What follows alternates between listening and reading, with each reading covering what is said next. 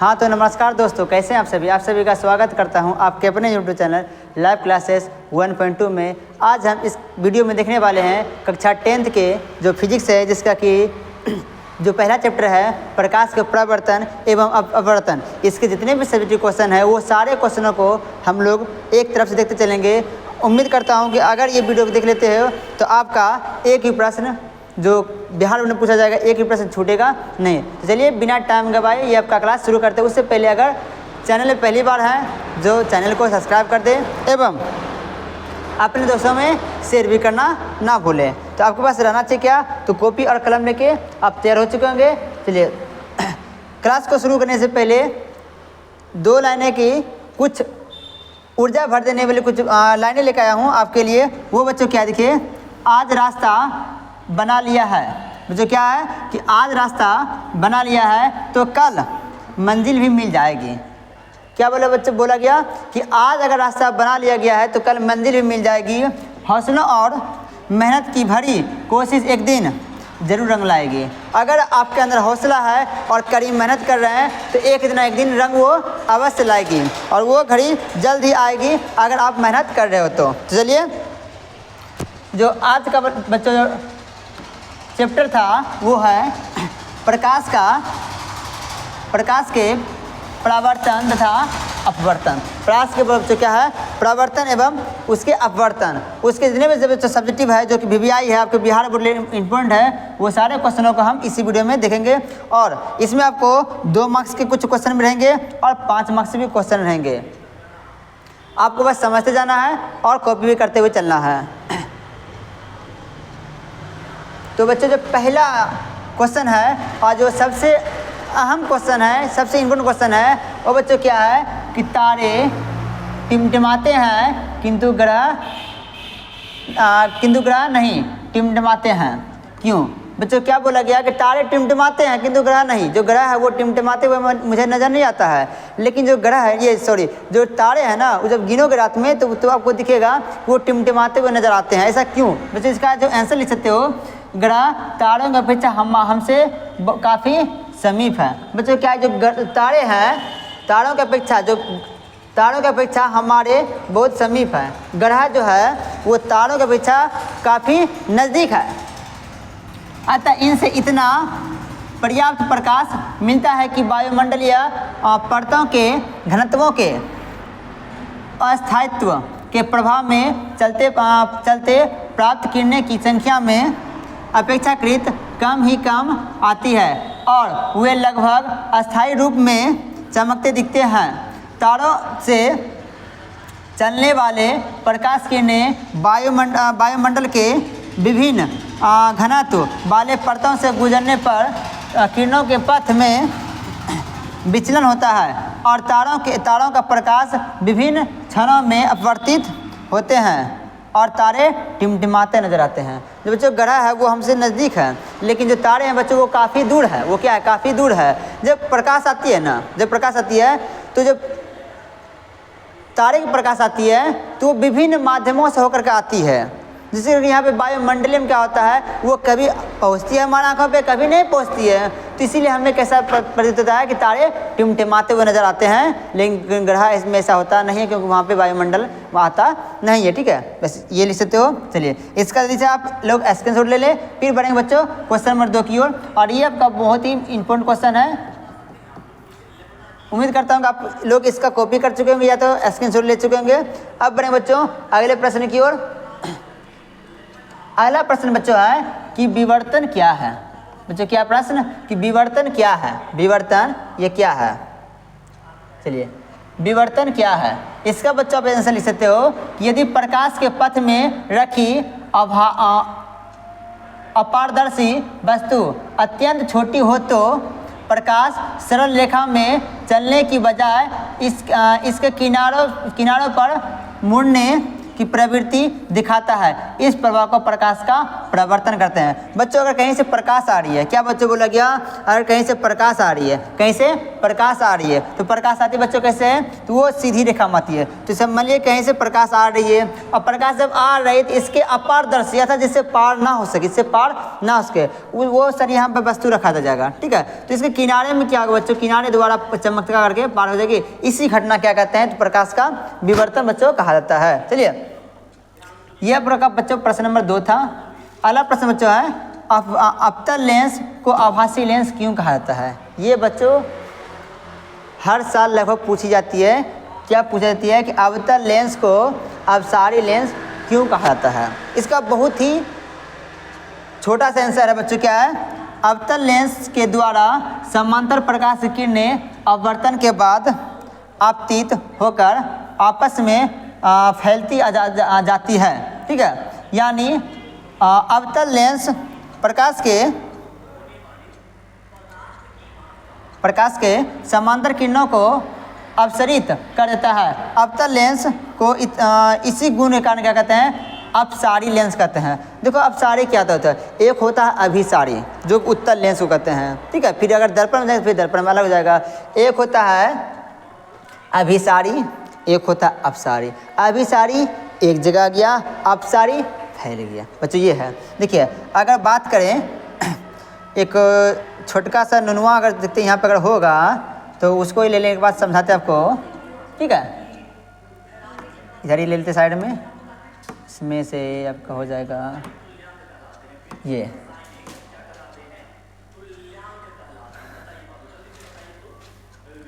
आपको दिख रहा है ना। देखिए इसको नहीं देखना है, छोटा तुम लोग इतना बदमाश है कि लड़कियाँ देखने मिलता है, इसको नहीं देखना है। ठीक है, देखो प्रकाश कैसे चल रही है, सीधी रेखा में चल रही है, तो यहाँ से चला गया, इसे प्रकाश का प्रवर्तन घटना कहते हैं। ठीक है, अगर प्रकाश जब जा रहा था बच्चों, प्रकाश जा रहा था, अगर ये किसी एक बिंदु पर क्या होगा, मिल जाएगा, तो इसे बोलेंगे अभिसारी। इसे क्या बच्चे क्या बोलेंगे, अभिसारी, उसे बच्चे बोलेंगे अभिसारी। और अगर यह बच्चों क्या जाएगा, फैल जाएगा, और यही क्या जाएगा, ये फैल जाएगा इस तरह से। मान लो प्रकाश आ रही थी, ठीक है, और इस तरह से मान लो फैल गई। ठीक है, एक बिंदु पर से क्या हुआ, फैल गया, तो फैलने की घटना क्या बोलेंगे, अपसारी। क्या हो बच्चों हो जाएगा, अपसारी। ठीक है, तो बच्चे यहाँ पे लिखा हुआ है। ठीक है, चलिए इसको थोड़ा सा इधर कर लेते हैं। आजा बुआ, इधर आजा। देखिए तो क्या था बच्चों कि अवतल लेंस को अपसारी लेंस क्यों कहते हैं, जब इसमें प्रकाश आती है क्या होगी, फैल जाती है, तो इसे कहते हैं अपसारी। और अगर एक बिंदु पर के मिल जाए उसे क्या बोलेंगे, अभिसारी। क्या बोलेंगे बच्चों, उसे बोलेंगे अभिसारी। तो ये था, इसी कारण कहते हैं कि बच्चों इसको अभिसारी लेंस कहते हैं। तो जल्दी से कॉपी कर ले, फिर बच्चों बढ़ जाएंगे अगले प्रश्न की ओर। अगला प्रश्न बच्चों कि समान नेत्र 25 सेंटीमीटर से निकट रखी वस्तुओं को सुस्पष्ट मतलब उसको अच्छी तरह से क्यों नहीं देख पाते हैं। अगर बच्चों को व्यक्ति है, उनका अखबार यहाँ पे मान लीजिए है, ठीक है, और यहाँ पे 25 सेंटीमीटर की दूरी पर है, इसकी दूरी कितने बच्चों है, 25 सेंटीमीटर। तो ये वस्तु जो है, यहाँ पे जो वस्तु को रखा हुआ रहेगा बच्चों, ये वस्तु उसको स्पष्ट दिखाई दे रहा है। लेकिन अगर इसी वस्तु को, अगर बच्चों बात करें इसी वस्तु को यहाँ से उठा करके, अरे क्या हो गया, हम संतोष पागल नहीं, इसी वस्तु को बोलो बच्चों, अगर यहाँ पे इस वस्तु को इसके अंदर रख दे, ठीक है, 25 सेंटीमीटर अंदर रख दे, तो वो हमें स्पष्ट दिखाई नहीं देगा। ठीक है, तो वही बच्चों पूछा गया क्यों जो है सुस्पष्ट नहीं देख पाते अगर नज़दीक हो। तो बच्चों हो सकता है 25 सेंटीमीटर की दूरी पर रखी वस्तुओं को आँख स्पष्ट से देख लेता है। 25 सेंटीमीटर दूर हो या उतना है तो जो आँख है ना, उस वस्तु को सुस्पष्ट देख लेगा। लेकिन 25 सेंटीमीटर से कम निकट रखी वस्तु को प्रतिबिंब दृष्टि पटल पर स्पष्ट रूप से नहीं बनाता पाता है। जो हमारे आंखों में दृष्टि पटल है, उसका प्रतिबिंब है आंखों पे नहीं बन पाता है।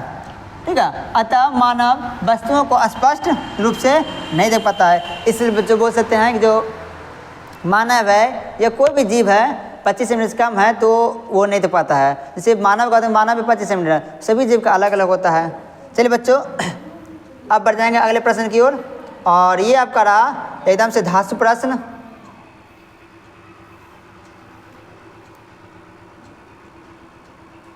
चलिए, ये भी बच्चों आपका बहुत ही इंपॉर्टेंट क्वेश्चन है।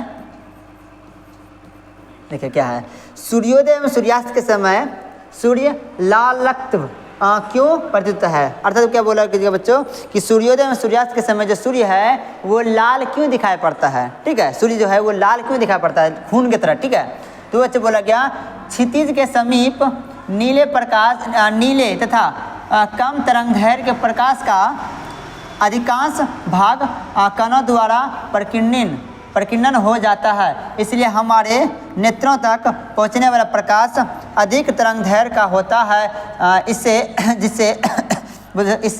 सूर्योदय या सूर्यास्त के समय सूर्य रक्ताभ प्रतीत होता है। बच्चों क्या है, आपको पता होगा जो लाल रंग है ना, जो बच्चों लाल रंग है, उस रंग का जो प्रकाश का प्रकीर्णन सबसे कम होता है, लेकिन उसका तरंगदैर्घ्य अधिक होता है। अब वो तरंगदैर्घ्य का मतलब क्या हुआ, तरंगदैर्घ्य मतलब जो दूर तक दिखाई देता है। ठीक है, अधिक टाइम तक, अधिक दूरों तक दिखाई पड़ती है, उसे तरंगदैर्घ्य कहते हैं। और प्रकीर्णन क्या फैलता है। अब गांव में देखते होगे कि दो तरह का बाजा आती है। ठीक है, एक का नाम है चोंगा।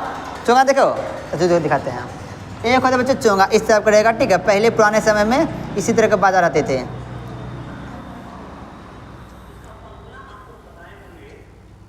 भोपूटा रहता था ना ये। एक आता है ये, इसमें 4 गो बॉक्स रहेगा, एक बॉक्स यहाँ बच्चे, एक बॉक्स यहाँ, एक बॉक्स यहाँ पर रहेगा। ठीक है,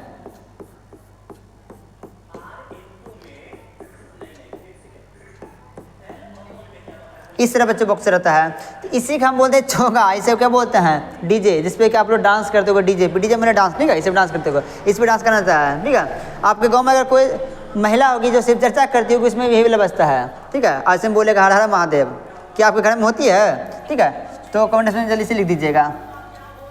तो इसमें बच्चों क्या है, अच्छा देखो भूल गए बच्चों देखिए, चलिए देखो है, इसमें अगर बजाएंगे बच्चे, तार जोड़ देंगे और कुछ बजाएंगे, इसका जो दूर है ना आवाज़, वो काफ़ी दूर तक जाएगा, काफ़ी दूर तक है ना। इसी को हम क्या बोलेंगे कि तरंगदैर्घ्य है। क्या है, तरंगदैर्घ्य है। और इसका क्या है, इसका फैलाव अधिक है, आसपास के मोहल्ले में पूरा इतना रहेगा कि आप खुद डांस करना शुरू कर दोगे। ठीक है, तो इसका प्रभाव नज़दीक रहता है, लेकिन आवाज़ अधिक रहता है और फैलता अधिक है, और ये दूर तक जाती है, ये दूर तक जाती है। तो जो दूर तक है उसे बोलेंगे तरंगदैर्घ्य, जो फैल के रह गया आसपास में उसे क्या बोलेंगे, तो प्रकीर्णन।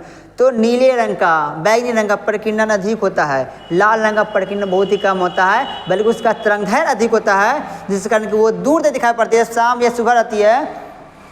तो बाकी कणों का क्या होता है, नीले और बैंगनी रंग का क्या होता है, उसका प्रकीर्णन हो जाता है, लेकिन लाल रंग का ये जो है वो तरंगदैर्घ्य होता है, प्रकीर्णन नहीं हो पाता है, तो वो दूर तक दिखाई दे पड़ती है। इसीलिए हमें जो सूर्य है सुबह और शाम में, अर्थात सूर्यास्त एवं सूर्योदय समय में हमें लाल दिखाई पड़ता है। ठीक है, आप इस तरह से इसमें लिख सकते हो। अगला प्रश्न बच्चों अगर देखेंगे तो अगला प्रश्न भी तो क्या अहम क्वेश्चन क्या बच्चों, देखिए, बिना स्पर्श के उत्तल लेंस, अवतल लेंस तथा कांच के वृत्ताकार प्लेट की पहचान कैसे की जाती है। क्या बच्चों, बिना स्पर्श के उत्तल लेंस, अवतल लेंस तथा कांच के वृत्ताकार प्लेट की पहचान कैसे, बिना स्पर्श किए, बिना छुए। ठीक है, बिना छुए, जैसे ये पेन है। ठीक है, कैसे पता कि ये पेन है, बिना हमने छुए। ठीक है, आप देख लोगे। ठीक है, कैप लगा हुआ है। ठीक है, इसमें अंदर रिफिल है, तो पेन है। तो वही बोला बिना छुए, बिना स्पर्श कैसे बना सकते हो। देखो, दोनों सतहों के लेंसों और कांच की प्लेट को बारी बारी से अपने हाथ में पकड़कर किसी वस्तु के पीछे पृष्ठ के निकट लगाते हैं और इनसे होकर छिपे अक्षरों को देखते हैं। उसे अक्षर देखेंगे, किसी वस्तु को यहाँ रख देंगे इस तरह से। ठीक है, और इसे देखेंगे। ठीक है, इस तरह देखेंगे।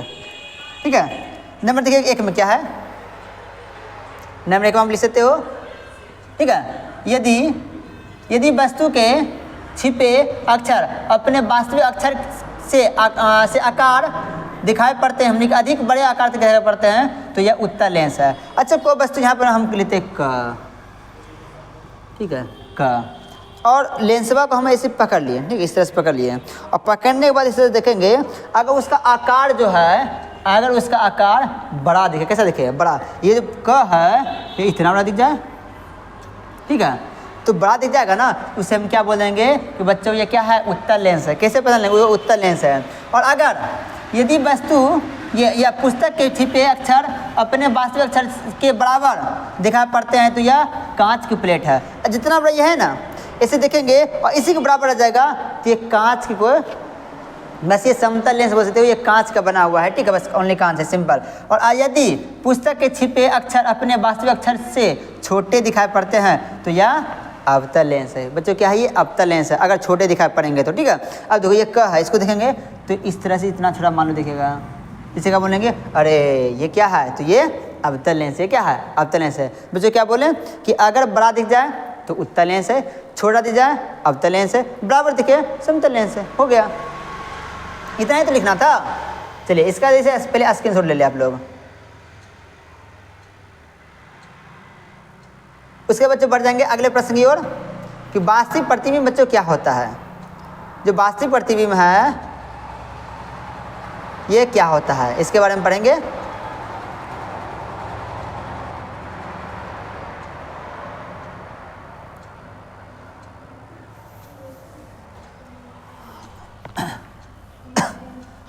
वास्तविक प्रतिबिंब क्या है, वास्तविक प्रतिबिंब बच्चों क्या है, ये पूछा गया। तो बच्चों इसका लिख सकते हो कि किसी स्रोत से आने वाला प्रकाश परावर्तन या अपवर्तन के बाद, किसी स्रोत से, किसी वस्तु से मिली प्रकाश तो आती है, ठीक है, आने वाला प्रकाश परावर्तन या अपवर्तन के बाद एक बिंदु पर मिलती है। कहाँ बच्चों मिलती है, एक बिंदु पर मिलती है तो वास्तविक प्रतिबिंब बनती है। एक बिंदु अगर जाके मिल जाए उसे क्या बोलेंगे, वास्तविक प्रतिबिंब बोलेंगे।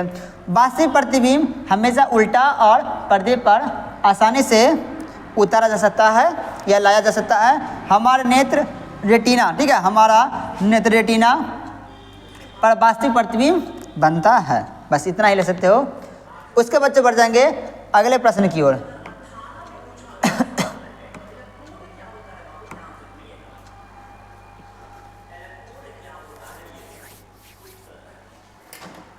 देखिए अगला बच्चे प्रश्न है वो है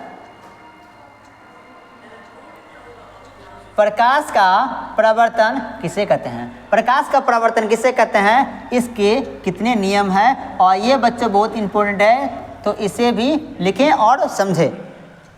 बच्चों क्या है कि प्रकाश की किरणों का किसी वस्तु से टकराकर लौटने की घटना को प्रकाश का परावर्तन कहते हैं। प्रकाश के परावर्तन के दो नियम हैं। प्रकाश के परावर्तन और प्रकाश के अपवर्तन के भी कितना, दोनों के तो दो नियम है। परावर्तन के भी दो नियम है और अपवर्तन के भी दो ही नियम है, ठीक है। तो बच्चों क्या बोला, किसी सतह से टकरा करके अगर उसी माध्यम में वो लौट जाती है उसे क्या कहते हैं, तो प्रकाश का परावर्तन बच्चों कहते हैं। क्या कहते हैं, प्रकाश का परावर्तन। आप लोग बचपन में जब अकेले कोई नहीं मिलता खेलने के लिए तो एक गेंद ले लेते होगे और इस तरह से मारते होगे, ऐसे मारोगे फिर ऐसे कैच करते होगे, मारोगे फिर कैच करते होगे, मारते हो फिर कैच करते हो। तो जैसे मारते हुए वापस आती है ना, तो वापस अपने माध्यम में लौट जाएगी ना, उसे ही क्या कहते हैं, प्रकाश का बच्चों परावर्तन कहते हैं। आपको फिर से दिखाना पड़ेगा वो बोला चुनिया मुनिया को। कहाँ गया चुनिया मुनिया भैया,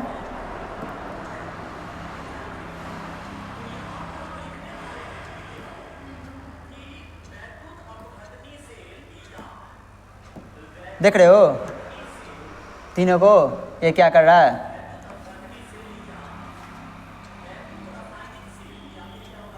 देखो ये देखो ये आईना है, ठीक है, ये क्या है, ये आईना मान लो क्या ये है ही, ठीक है। ये जो लड़कवा है सोनुआ, ये क्या कर रहा है सोनुआ, ये लड़कियाँ जो पकड़ी थी ना आईनमा, उसे प्रकाश दिया, इस पर क्या दिया, प्रकाश दिया। तो ऐसे बोला कि छुरू को हम पे दे रहा है, हम उका पे फेंक देंगे, हम उसे फेंक देंगे। तो वो क्या हुआ बच्चों, प्रकाश के आईना से टकरा करके ये लड़कवा मनुआ, किस पे, मनुआ, सोनुआ मारा सोनिया पे, सोनुआ मारा सोनिया वे लाइट कि हम उसको देखेंगे गोरी है कि काली है। वो उतना होशियार थी, एगो आईना लिए पेटवा पे, देखो पेड़ा पे लिया, आई लटवा कहाँ चल गया, तो मनुआ पे। सोनुआ मारा सोनिया को, सोनिया दे दिया किसको, मनुआ को। तो इसी घटना क्या बोलते हैं, तो प्रकाश बच्चों क्या बोलते हैं, परावर्तन करते हैं। तो इसमें देखोगे अगर बात करें बच्चे इसमें नियम की, तो बच्चे दो नियम है। देखिए जितना आएगी उतना पे ही जाएगी। तो आपतित किरण और परावर्तित किरण हमेशा क्या रहता है, बराबर होता है। आपतित किरण और परावर्तित का बच्चों क्या होता है, हमेशा बराबर होती है। और एवं आपतन में जो डाला गया बच्चों लम्ब है ना, वो हमेशा क्या रहेगा, बराबर रहेगा। एवं अपवर्तन कोण और परावर्तन कोण, अर्थात आने वाला जो कोण बना और जाने वाला से कोण बना, वो दोनों क्या रहता है, हमेशा बराबर रहता है। ठीक है, देखो इस तरह से इस तरह से घुमा दें, मान लो। देखिए बच्चों, आपतित किरण, परावर्तित किरण एवं आपतन बिंदु पर डाला गया लंब। आपतन बिंदु पर क्या है, डाला गया बच्चों लंब। तीनों कहाँ रहती है, तो एक ही तल में होती है। कहाँ रहती है बच्चों, एक ही तल में होती है। आपतन बिंदु को कौन बना और जाने वक्त को कौन बना ना, उसे ही क्या बोल देंगे, उसे बच्चों हम बोल देंगे आपतन कोण और परावर्तन कोण क्या बच्चों क्या होता है, हमेशा तो बराबर होती है। क्या होता है बच्चों, बोले कौन, बराबर होती है। बोलो बोलो क्या होती है, तो बराबर होती है। देखिए ये लम्ब डाल दिए, तो आपतन कोण और परावर्तन कोण बच्चों क्या होता है, हमेशा बराबर, अर्थात साइन आई बराबर क्या होता है, साइन आर। ये है प्रकाश के परावर्तन का नियम, और वही बच्चों यहाँ पे लिखा हुआ है। चलिए इसे थोड़ा सा प्ले स्टार्ट करते हैं। आ जा रहे ननुआ, लड़कियाँ खाली ध्यान देता है।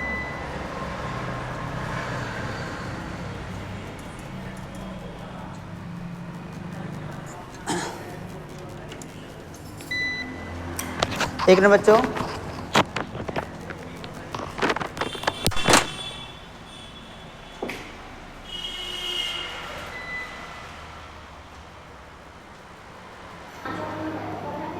माफ़ी चाहेंगे बच्चों, लाइट कट गई थी इसके लिए। ठीक है, तो चलिए उसी के साथ बच्चों फिर से क्लास शुरू कर देते हैं।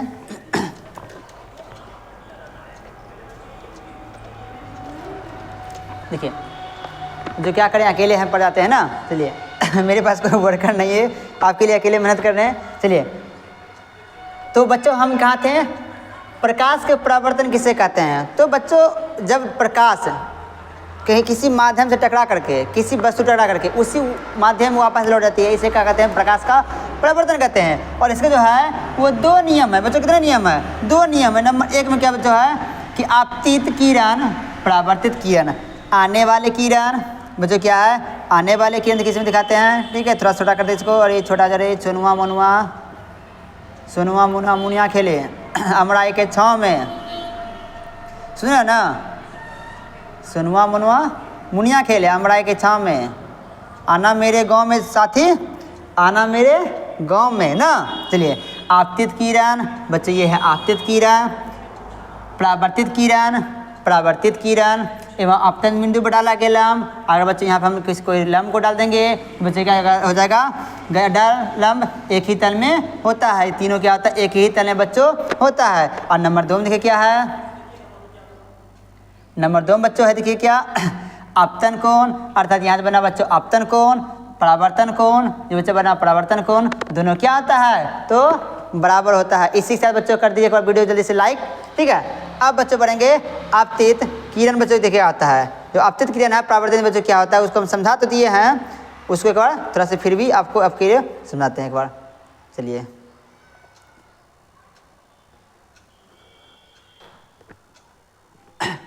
देखिए क्या है, आपतित किरण किसी दर्पण से आकर टकराने वाली किरण को आपतित किरण कहते हैं। किसी दर्पण से टकरा करके आने वाली जो किरण होती है बच्चों ने, उसे कहते हैं आपतित किरण कहते हैं। और परावर्तित किरण बच्चों दर्पण से टकरा करके बाद जो लौटने वाली किरण होती है, उसे क्या कहते हैं, परावर्तित किरण होती है। अभिलंब बच्चों क्या कहते हैं, जिस बिंदु पर आपतित किरण तथा परावर्तित किरण मिलती है, उस बिंदु पर खींचा गया एक लंब अभिलंब क्या कहलाती है, तो अभिलंब बच्चों कहलाती है। ये हम समझा दिए हैं।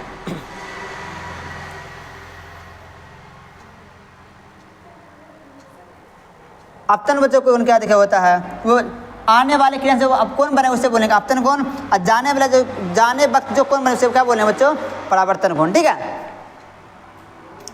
अब बच्चों बढ़ेंगे आगे, उसके बाद आपका ये क्लास समाप्त हो जाएगा। ठीक है, सभी क्वेश्चन को बारी बारी समझा रहे हैं और लिखते चले आप लोग। ठीक है, तो जाड़ा में कैसन हो रहा बा आप लोग के पढ़ाई, जाड़ा में कैसन हो रहा आपके लोग के पढ़ाई। तो दोस्त को बोल सकते हो, क्या रे दोस्त बा कर दे लेना गद्दारी, क्या रे दोस्तवा कर दिलन गद्दारी, अकेले अकेले रेरा में घुस कर तो पढ़ाई। ठीक है, चलिए क्या है कि हम वाहनों में उत्तल दर्पण को पक्ष दृश्य दर्पण के रूप में वरीयता क्यों देते हैं। बच्चों क्या है कि हम वाहन में अर्थात गाड़ी में जो उत्तल दर्पण बच्चों होता है उससे पीछे देखने के लिए हम उसका उपयोग क्यों करते हैं बच्चों, ये है बच्चों। इसका आंसर ले सकते हो, उत्तल दर्पण को पक्ष दृश्य दर्पण के रूप में इसलिए वरीयता देते हैं, अर्थात उसकी इसलिए उसे श्रेणी में रखते हैं क्योंकि वो सदैव सीधा प्रतिबिंब बनाता है। हमेशा क्या तो सीधा प्रतिबिंब बनाता है। साथ बच्चों क्या करता है, इनका दृष्टि क्षेत्र भी बहुत अधिक होता है क्योंकि ये बाहर की ओर वक्रता होते हैं, क्योंकि ये करता है जो पूरे मोहल्ला को दिखा देगा, पूरे मोहल्ला को आपको दिखा देगा। ठीक है, इतना छोटा में, उसीलिए बच्चे इसका क्या पीछे देने इसका उपयोग करते हैं। ठीक है, अब जब बाइक वो चलाते होगे देखोगे चला रहा है देखेगा पीछे से आने वाला है ना, देखेगा ऐनवा में देख लेगा, ऐनवा कैसे सीधा करते रहेगा। ठीक है, तो उसी कहते हैं बच्चों दर्पण। कौन सा, तो उत्तल दर्पण। अब बच्चे बढ़ेंगे, देखिए ये भी बच्चे बड़ा बहुत ही इंपॉर्टेंट प्रश्न है बच्चे, ये भी आपका इंपॉर्टेंट था, ये भी आपका बहुत ही इंपॉर्टेंट है। और ये जो अगला प्रश्न बच्चों है, ये उत्तल लेंस को अभिसारी लेंस क्यों कहा जाता है, उत्तल लेंस को अभिसारी लेंस क्यों कहा बच्चों जाता है, ये भी आपका इंपॉर्टेंट है। अब बच्चों उसमें हम जब पहला दूसरा क्वेश्चन है इतना याद नहीं है, लेकिन इसमें थे कि एक बिंदु पर के मिल जाएगी उसे बोलेंगे अभिसारी, एक बिंदु पर से फैल जाएगी उसे बोलेंगे अपसारी। तो ये एक बिंदु पर के मिल जाती है इसलिए क्या होता है अभिसारी कहते हैं। देखो उत्तल लेंस के द्वारा आपतित समांतर किरणें अपवर्तन के फलस्वरूप एक बिंदु पर मिलती है, एक बिंदु पर मिलती है, यानी उत्तल लेंस प्रकाश के समांतर किरणों को अपसरित करता है। अतः उत्तल लेंस को इस गुण के कारण अभिसारी लेंस बच्चों कहते हैं। ये था इसका आंसर। अब बच्चों बढ़ जाएंगे अगले प्रश्न की ओर।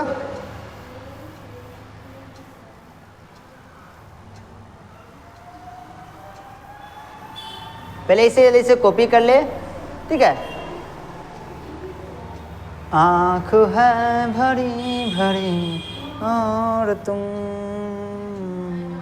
मुस्कुराने की बात करते हो।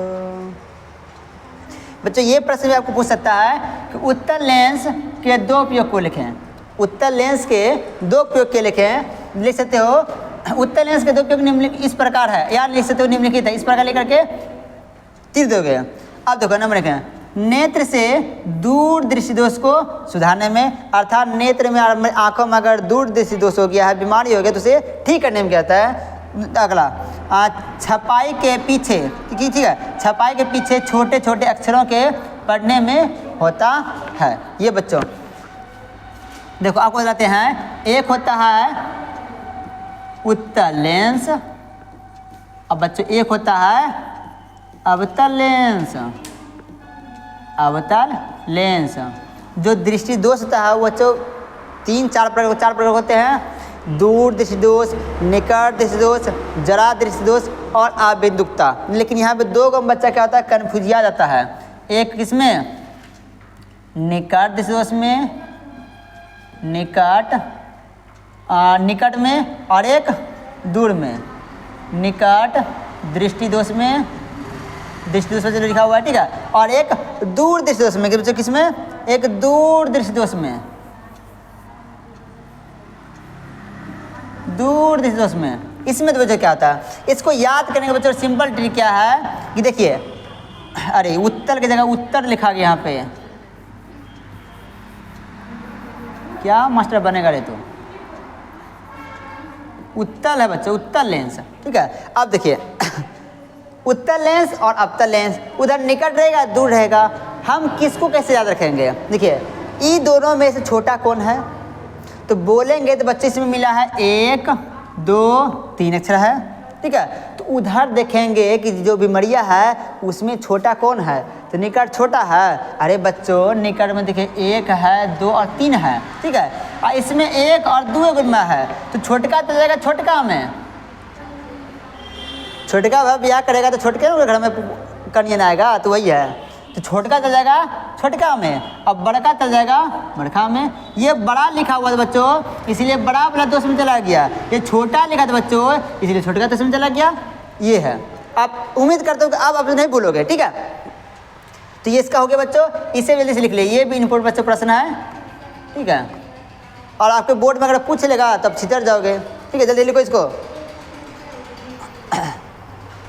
हाँ,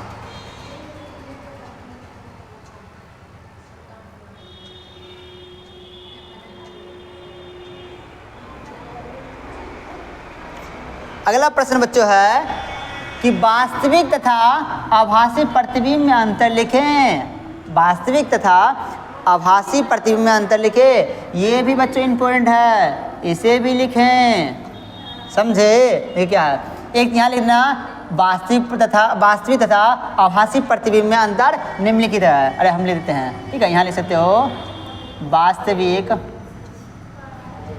तथा आभासी प्रतिबिंब में अंतर निम्नलिखित है, निम्नलिखित है। और लिखने के बाद इसे निम्नलिखित मतलब होता है नीचे, ठीक है, इसीलिए इसमें तीर दिया जाता है, ठीक है। निम्न भी रहेगा, उसका मतलब नीचे, जिसका बच्चों आंसर नीचे लिखाना है वहाँ पर आप तीर देना है, ना कि, ठीक है, सीधा नहीं देना जाएगा। तो एक तरफ वास्तविक ले लीजिए, एक तरफ आभासी ले लीजिए। वास्तविक में लिखेंगे वास्तविक प्रतिबिंब को पर्दे पर प्राप्त किया जाता है या फिर उतारा जा सकता है। इसमें लिखेंगे आभासी प्रतिबिंब को पर्दे पर उतारा या प्राप्त नहीं किया जाता है या उतारा जा सकता नहीं है। एक याद करोगे दूसरा आपको खुद ही याद हो जाएगा। अगला देखिए, वास्तविक प्रतिबिंब सदैव उल्टे होते हैं। वास्तविक प्रतिबिंब से हमेशा कैसा होता है, हमेशा उल्टा होता है। अब देखिए, आभासी प्रतिबिंब सदैव क्या होता है, तो सीधा होता है। आभासी प्रतिबिंब सदैव सीधा होता है और वास्तविक प्रतिबिंब हम बच्चों क्या होता है, हमेशा तो उल्टा होता है। अगला, वास्तविक प्रतिबिंब दर्पण के आगे बनता है। जो वास्तविक प्रतिबिंब बच्चों होता है वो दर्पण के आगे बनता है। आगे देखिए, आभासी प्रतिबिंब दर्पण के पीछे बनता है। ये इतना सा छोटा था, ठीक है। ऐसे याद कैसे ना है कि वास्तविक प्रतिबिंब को पर्दे पर उतारा जाता है और आभासी प्रतिबिंब को पर्दे पर उतारा जाता नहीं है। वास्तविक प्रतिबिंब सदैव कैसा होता है, उल्टा, और आभासी प्रतिबिंब के साथ हमेशा सीधा।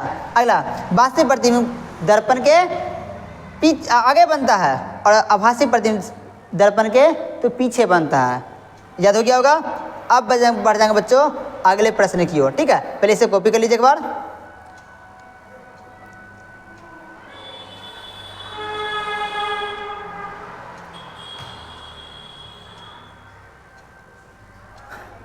प्रकाश का प्रकीर्णन से आप क्या समझते हैं। प्रकाश का प्रकीर्णन से बच्चों क्या समझते हैं, जब एक माध्यम से कोई प्रकाश दूसरे माध्यम में जाएगी तो अभिलंब से दूर भागेगी या निकट हो जाएगी, उसके पास जाएगी।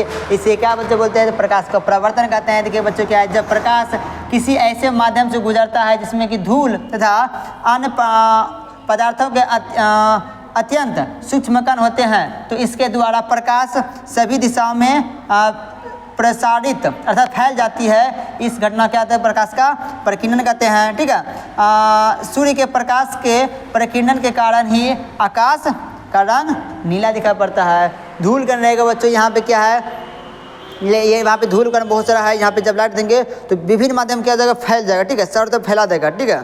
उसे क्या बोल देंगे, और जब फैलेगी ना तो वो क्या हो जाएगा, अभिलंब से दूर भागेगी या फिर उसके निकट जाएगी, तो वस्तु के अनुसार, ठीक है, उसे क्या कहते हैं बच्चों, तो प्रकाश का प्रकीर्णन कहते हैं।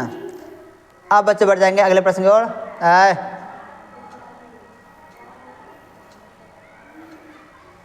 ये भी प्रश्न बच्चों जो बहुत बार पूछा गया है, ठीक है, जो आपके प्रश्न बच्चों सामने प्रश्न आया है, ये प्रश्न को बिहार बोर्ड ने बहुत बार पूछा है। तो देखिए इसको कैसे लिखना है, ये भी बहुत इंपॉर्टेंट है। ये भी बच्चे बहुत आसान प्रश्न पूछा गया है। देखिए, अपवर्तनांक को परिभाषित करें। हीरे का अपवर्तनांक 2.42 है। इस कथन का क्या अभिप्राय है, ठीक है। तो हीरे का जो अपवर्तनांक है 2.42 है। इस कथन से अभिप्राय है कि वायु में प्रकाश की चाल तथा हीरे में प्रकाश के चाल के अनुपात 2.142 के समान होता है। इसे इस प्रकार से भी कह सकते हैं कि हीरे में प्रकाश की चाल निर्वात में प्रकाश की चाल से 1/2.42 गुनी होती है। अब देखो बच्चों क्या आता है माध्यम, ठीक है, माध्यम का अपवर्तनांक, माध्यम का अपवर्तनांक आन से कहते हैं माध्यम का अपवर्तनांक, ठीक है, निर्वात में प्रकाश की चाल उस माध्यम में प्रकाश की चाल, ठीक है। माध्यम में क्या बच्चों, माध्यम का अपवर्तनांक का फॉर्मूला क्या होता है, निर्वात में प्रकाश की चाल बटे उस माध्यम में प्रकाश की चाल। यहाँ लेते हैं बच्चों, उस माध्यम में प्रकाश की चाल, उस माध्यम में प्रकाश की चाल। अब बच्चों बढ़ जाएंगे हम अगले प्रश्न की ओर।